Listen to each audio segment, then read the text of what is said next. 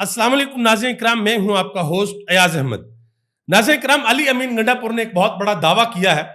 उन्होंने कहा जी मैंने एक डील बना ली है, मैंने दोनों तरफ बात कर ली है, इमरान खान से भी बात कर ली है और एस्टेब्लिशमेंट से भी बात कर ली है, और दोनों को एक नुक्ते के ऊपर मैं ले आया हूं। अब अगर कोई पीछे हटेगा तो मैं उसको एक्सपोज करूंगा। तफसीलात मैं आपके सामने रखने के लिए जा रहा हूं। और दूसरी जानब इमरान खान ने कुछ हदायत दी हैं डयाला जेल से कि मेरी पार्टी बाहर ये वाले काम करे, लेकिन पार्टी वो काम नहीं कर रही, बल्कि जो चीज जिस तरीके से लाहे अमल इमरान खान बनाना चाहते हैं, पार्टी बाहर उस लाहे अमल को खराब कर रही है। इस्लामाबाद हाईकोर्ट के अंदर अहम तरीन डेवलपमेंट्स हुई हैं, वो आपके सामने रखने के लिए जा रहा हूं। और बहुत सी बातें की जा रही थी जी, ईद के बाद पाकिस्तान तहरीक इंसाफ के अंदर कोई फॉरवर्ड ब्लॉक बनने के लिए जा रहा है, और अगर ये फॉरवर्ड ब्लॉक बनेगा तो उसका हाल क्या होगा, ये मुनीब फरूक साहब ने इसके ऊपर बात की है, वो मैं आपके सामने रखता हूं। और यूएसए के अंदर कांग्रेस में जो बिल आया है पाकिस्तान के हवाले से, उस पर पाकिस्तान का जो दफ्तर खारजा है उन्होंने अहम तरीन बयान दिया है। क्या वो बिल वहां पर पास होगा या नहीं होगा, इस हवाले से नजम सेठी ने गुफ्तगू की है, उसके ऊपर भी बात करते हैं। और पाकिस्तान के अंदर एक और शख्सियत है, उन्होंने बहुत बड़ा दावा कर दिया जी। उन्होंने कहा जी एक वक्त था जब इमरान खान की मकबूलियत नीचे जा रही थी तो एस्टेब्लिशमेंट ने मुझे अप्रोच किया था और ये कहा था कि आपको पाकिस्तान के अंदर गली कूचों में हर कोई जानता है, बच्चा बच्चा आपको जानता है, हम आपको आगे लेकर आना चाहते हैं, लेकिन मैंने आगे से इनकार कर दिया। आगे बढ़ने से कबल आपसे गुजारिश करूंगा कि वीडियो को लाइक कर दें, चैनल को सब्सक्राइब कर लें, और मेरे उन तमाम दोस्तों का बेहद शुक्रिया जिन्होंने हमारे यूट्यूब चैनल को सब्सक्राइब किया। नाज़रीन इकराम, सबसे पहले बात करते हैं अली अमीन गंडापुर के उस दावे की जिसमें उन्होंने कहा है कि इमरान खान ने पाकिस्तान की खातर सबको माफ करने का कह दिया है कि मैं पाकिस्तान की खातर सबको माफ करने को तैयार हूं। और दूसरी जानब एस्टेब्लिशमेंट ने भी इमरान खान की बातों के ऊपर रजामंदी जाहिर कर दी है। अली अमीन गंडापुर ने कहा कि अब अगर ये पीछे हटे तो फिर मैं इनको एक्सपोज करूंगा और बताऊंगा कि आप पाकिस्तान की बात नहीं करते बल्कि आप अपनी जातियात की बात करते हैं। ये बातें अली अमीन गंडापुर ने एक इंटरव्यू के अंदर की हैं। मजीद अली अमीन गंडापुर ने एक और अजीबोगरीब किस्म की बात की है। मौलाना फजल रहमान के हवाले से आपको बताया कि इमरान खान बार बार ये कह चुके हैं कि उनके साथ इत्तेहाद बनाना है, उनके साथ मिलकर चलना है, उनके साथ मिलकर एहतजाज करना है अगर वो आते हैं तो। लेकिन अली अमीन गंडापुर हो या इनकी साइड के दूसरे लोग हों, वो हर दूसरे दिन मौलाना फजल रहमान के खिलाफ कोई ना कोई बयान जरूर देते हैं। अब अली अमीन गंडापुर ने इस इंटरव्यू के अंदर एक मिसाल दिया, जरा गौर से सुनिए। एक लतीफा है जो पाकिस्तान में अक्सर सुनाया जाता है।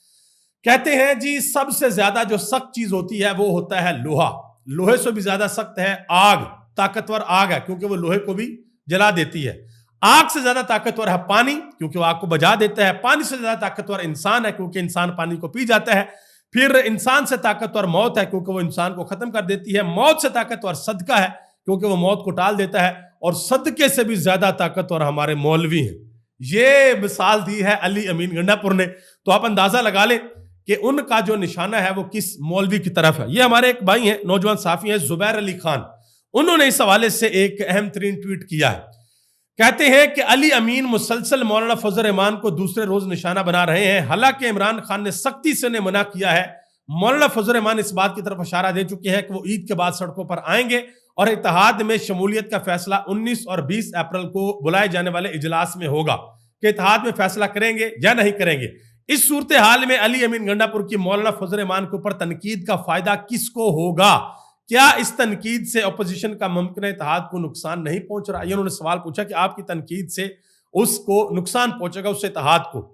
और जो अली अमीन गंडापुर हो या पाकिस्तान तहरीक इंसाफ के वकला हों, जो जितने भी बड़े बड़े इनके लीडर्स हैं जो इमरान खान के नाम के ऊपर वोट लेकर बैठे हुए हैं कौमी असम्बली में, सूबाई असम्बलियों में, कमेटियों में, सेनेट में अयाशियां कर रहे हैं, इन्होंने अब तहरीक इंसाफ का वर्कर कह रहा है कि जब से इमरान खान गए हैं जेल के अंदर तब से लेके आज तक, जब 600 दिन मुकम्मल हो गए हैं, इन्होंने हमेशा ट्रक की बत्ती के पीछे लगा के रखा आवाम को। जी इमरान खान अगले हफ्ते रिहा हो रहे हैं, इमरान खान अगले महीने जेल से बाहर आ जाएंगे, बस ये ईद के बाद, ये पिछले साल की बात है, ये ईद के बाद इमरान खान को रिहाई मिल जाएगी। फिर साल गुजर गया, अब दोबारा रोजे आ गए, दोबारा ईद है, और फिर ट्रक की बत्ती ये लगाई जा रही है, ट्रक की बत्ती कि भाई अब इमरान खान बाहर आ रहे हैं। अब इस हवाले से अलीमा खान ने एक बात की और वो बात सच है, वो ट्रक की बत्ती नहीं, वो इफेक्ट है। उन्होंने ये कहा है कि इमरान खान इस ईद पर भी अकेले होंगे। इमरान खान 8x10 के कमरे में अकेले नमाज पढ़ेंगे। उनसे पूछा गया कि क्या इमरान खान को ईद का नया सूट भेजा जाएगा, तो उन्होंने कहा जी हमने तो पिछले हफ्ते कुरान पाक दिया, वो भी नहीं पहुंचा इमरान खान तक। तो अकेला बंदा जिसने चक्की के अंदर रहना है 8x10 کے کمرے میں وہاں پہ اس نے کیا کرنا ہے؟ وہ عید کی نماز بھی وہ لوگوں کے ساتھ نہیں پڑھ سکیں گے۔ اس کے علاوہ جی ایک اور بہت بڑی خبر ہے اسلام آباد ہائی کورٹ سے۔ آپ کو یاد ہوگا کہ اسلام آباد ہائی کورٹ کے اندر جسٹس اعجاز اسحاق خان کی عدالت کے اندر توہین عدالت کا کیس چل رہا تھا، ان سے لیا گیا تھا اور ایک لارجر بینچ کے سامنے کیس رکھ دیا گیا تھا۔ انہوں نے آج ایک فیصلہ جاری کیا۔ اس کے علاوہ جسٹس بابر ستار، ان کی عدالت میں آج ایک کیس آیا ہوا تھا، انہوں نے معذرت کی جی میں یہ کیس نہیں سن سکتا، دوبارہ فائل چیف جسٹس کے پاس کی، جو ایکٹنگ چیف جسٹس ہے انہوں نے پھر بابر ستار کی عدالت کے اندر کیس لگا دیا۔ تو بابر ستار نے بھی اس کے اوپر ایک آرڈر پاس کیا، انہوں نے کہا جی آپ کا یہ اختیار نہیں ہے، جب میں نے معذرت کر لی تو میں نے کر لی، آپ کا اختیار نہیں ہے کہ دوبارہ مجھے کہیں کیس سنیں۔ انہوں نے کہا جی جو عام کیسز ہیں وہ آپ سینئر ترین ججز کو دے رہے ہیں، اور جو بڑے بڑے کیسز ہیں وہ ان ججز کو آپ دے رہے ہیں جن کو ابھی جمعہ 8 دن نہیں ہوئے عدالت کے اندر آئے، ان کو وہ کیسز دیے جا رہے ہیں۔ اور جسٹس سردار اعجاز اسحاق خان، انہوں نے بھی ایک اہم ترین آرڈر جو ہے وہ پاس کیا ہے۔ آگے آ جائیں جی، جنید اکبر خان وہ کل گئے ہیں جی پشاور کے اندر عمران خان کی رہائی کے لیے کیمپ لگایا، وہاں پر وہ گئے ہیں، اور ہو سکتا ہے کہ جنید اکبر خان جو ہے وہ ایک بڑی تحریک کو لیڈ کریں عید کے بعد، یہ بھی اب آنے والے دنوں میں پتہ چلے گا۔ احمد خان نیازی جو کہ اکثر عمران خان کے ساتھ ہوا کرتے، تو میرا خیال ہے ان کا عمران خان کے ساتھ کوئی رشتہ بھی ہے، شاید بھانجے لگتے ہیں ان کے۔ انہوں نے ایک بڑا اہم ٹویٹ کیا، اور یہ ٹویٹ ہے پاکستان تحریک انصاف کی لیڈرشپ کے نام، جو کہ باہر بیٹھ کر بڑی موجیں مار رہی ہے۔ انہوں نے کہا کہ ایک وقت تھا کہ اگر فالتو کا ایک سپاہی بھی بنی گالا یا زمان پارک آ جاتا تھا تو پوری پی ٹی آئی کی عوام عمران خان کے ساتھ چلی جاتی تھی ان کے گھر، ان کی حفاظت کرنے کے لیے۔ لیکن اب یہ وقت آ گیا ہے کہ پاکستان تحریک انصاف کے رہنماؤں کے ناک کے اوپر مکھی تک نہیں بیٹھتی، اب بات ملاقات کے اوپر آ گئی ہے۔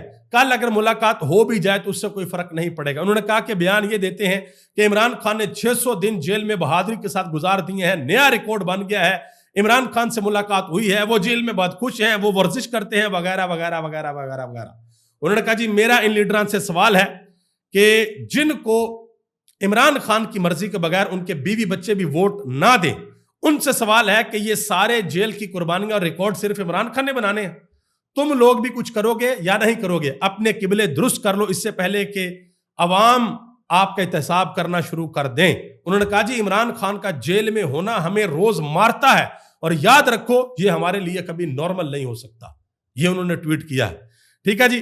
اس کے علاوہ منیف فروق نے بات کی، کہتے ہیں جی تحریک انصاف میں اگر کسی نے فارورڈ بلاک بنایا تو وہ سیاست سے ہمیشہ ہمیشہ کے لیے فارغ ہو جائے گا۔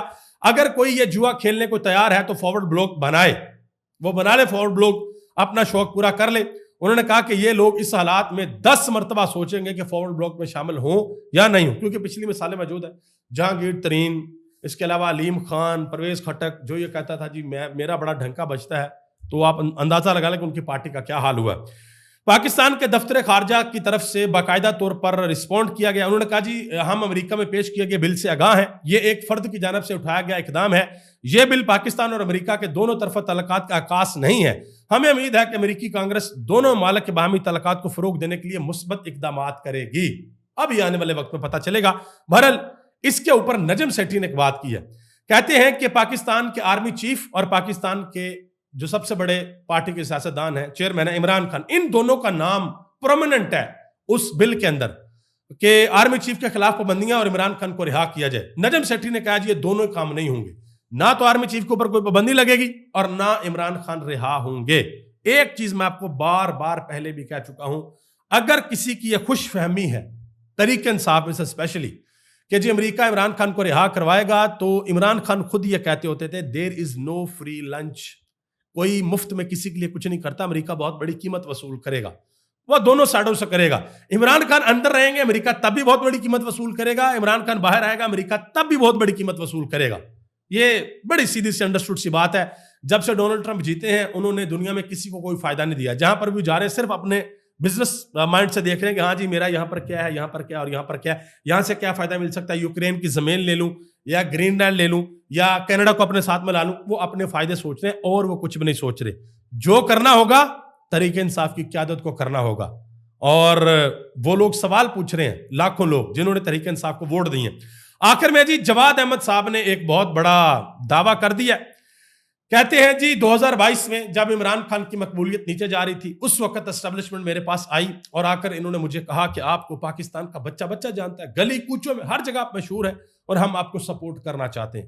تو جواد احمد صاحب کہتے ہیں جی میں نے ان کو منع کر دیا، میں نے ان کو انکار کر دیا۔ حال ہی میں وہ بجلی چوری اور میٹر چوری کے حوالے سے بہت زیادہ خبروں میں ان رہے تھے، بہرحال یہ انہوں نے دعویٰ کیا ہے، پتہ نہیں اب اللہ جانتا سچ ہے یا جھوٹا، بہرحال انہوں نے جو کہا میں نے آپ تک پہنچا دیا۔ ابھی تک یہ اتنا ہی، آپ سب کا بہت بہت شکریہ، مجھے اپنی دعا میں یاد رکھیے گا، اور میری آپ سب کے لیے دعا ہے کہ اللہ تعالیٰ آپ سب پر اپنا خاص فضل اور کرم فرمائے۔ رمضان المبارک کی مبارک ساعتیں بس اپنے آخر کی طرف بڑھ رہی ہیں، رمضان المبارک کا مہینہ ہمیں چھوڑ کر جا رہا ہے، اور آج کا دن بڑا اہم دن ہے، جمعۃ المبارک کا دن ہے اور 27واں روزہ ہے۔ دعا کریں اللہ تعالیٰ ملک پاکستان پر اپنا خاص فضل اور کرم فرمائے۔ اس ملک میں جو لوگ پاکستان کے خلاف کام کرتے ہیں یا ملک سے باہر کہیں بھی اگر کوئی پاکستان کے خلاف کام کرتا ہے، اللہ تعالیٰ اس کو عبرت کا نشان بنائے، اور جو لوگ پاکستان کے لیے کام کرتے ہیں، پاکستان کو بہتر بنانا چاہتے ہیں، اللہ اپنے غیب سے ان کی مدد فرمائے۔ اب کسی بھی پارٹی سے کسی بھی چیز سے مبرہ ہو کر آپ نے یہ دعا اللہ کے حضور کرنی ہے کہ اللہ ہمارے ملک پر اپنا خاص فضل اور کرم فرما، اس ملک کو جو نقصان پہنچاتے ہیں ان کو عبرت کا نشان بنا، جو اس ملک کی خدمت کرنا چاہتے ہیں، اس ملک کو آگے بڑھنا دیکھنا چاہتے ہیں، اے اللہ ان کی مدد فرما۔ آپ سب کا بہت بہت شکریہ۔ پاکستان زندہ باد، پاکستان کے کروڑوں عوام پائندہ باد۔